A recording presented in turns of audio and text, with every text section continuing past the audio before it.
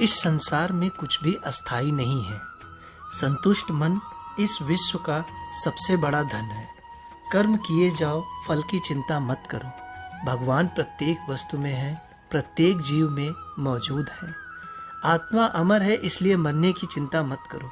आत्मा का अंतिम लक्ष्य परमात्मा में मिल जाना होता है। इंसान नहीं, उसका मन किसी का दोस्त या दुश्मन होता है। बड़प्पन वह गुण है जो पद से नहीं संस्कारों से प्राप्त होता है। व्यक्ति या जीव का कर्म ही उसके भाग्य का निर्माण करता है। वर्तमान परिस्थिति में जो तुम्हारा कर्तव्य है वही तुम्हारा धर्म है। मन बहुत चंचल है जो इंसान के दिल में उथल पुथल कर देता है। जब वे अपने कार्य में आनंद खोज लेते हैं तब वे पूर्णता प्राप्त करते हैं। प्रबुद्ध व्यक्ति के लिए गंदगी का ढेर, पत्थर और सोना सभी समान है। आपके कर्म ही आपकी पहचान है, वरना एक नाम के हजारों इंसान हैं। धर्म केवल कर्म से होता है। कर्म के बिना धर्म की कोई परिभाषा नहीं है। अहंकार करने पर इंसान की प्रतिष्ठा, वंश, वैभव तीनों ही समाप्त हो जाते हैं। जीवन में कभी भी किसी से अपनी तुलना मत कीजिए। आप जैसे हैं सर्वश्रेष्ठ हैं। बुरे कर्म करने नहीं पड़ते, वो हो जाते हैं। और अच्छे कर्म होते नहीं हैं, उन्हें करने पड़ते हैं।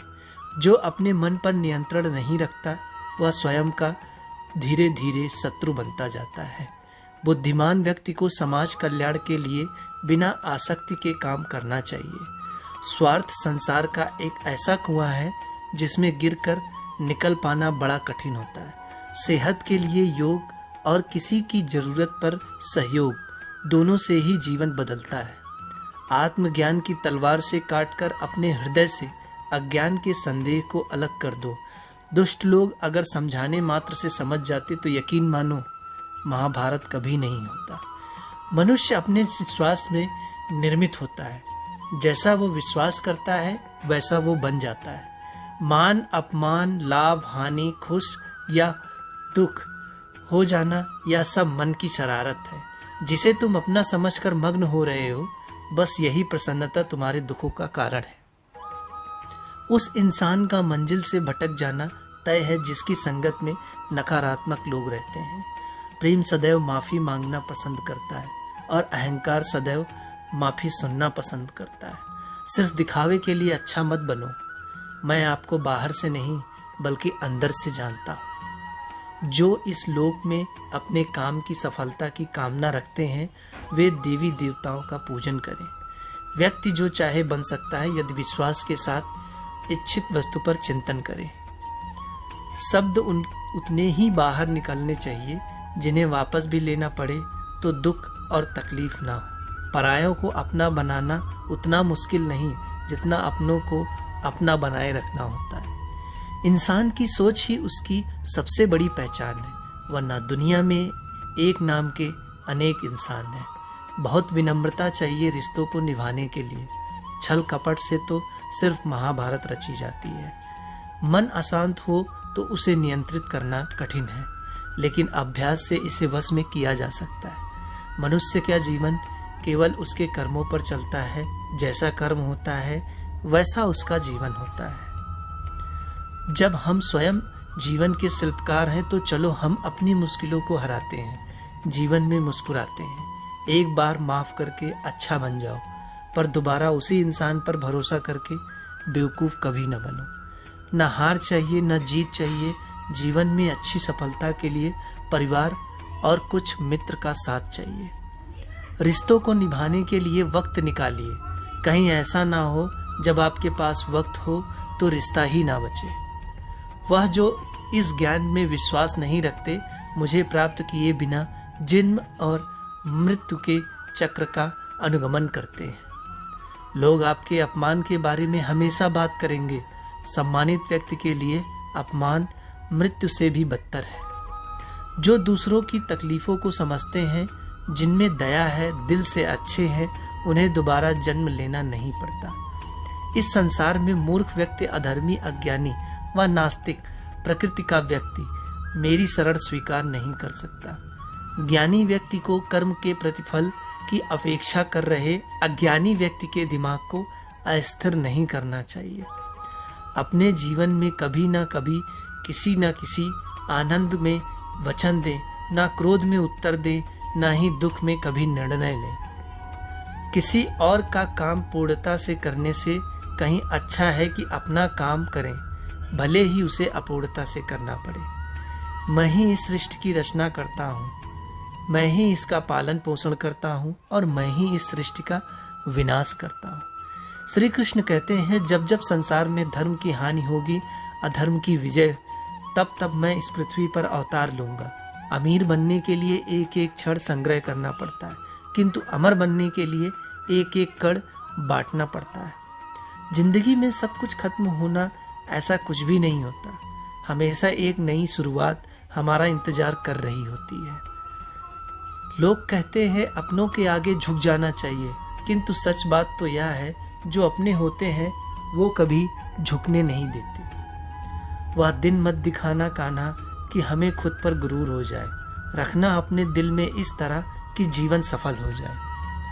वह जो सभी इच्छाएं त्याग देता है, मैं और मेरा की लालसा तथा भावना से मुक्त हो जाता है, उसे शांति प्राप्त होती है।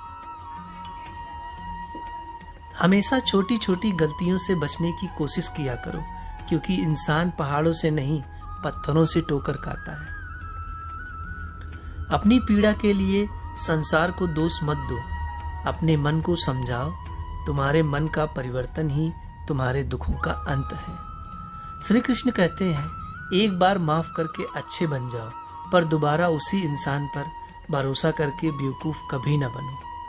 इच्छा पूरी नहीं होती तो क्रोध बढ़ता है, और इच्छा पूरी होती है तो लोभ बढ़ता है।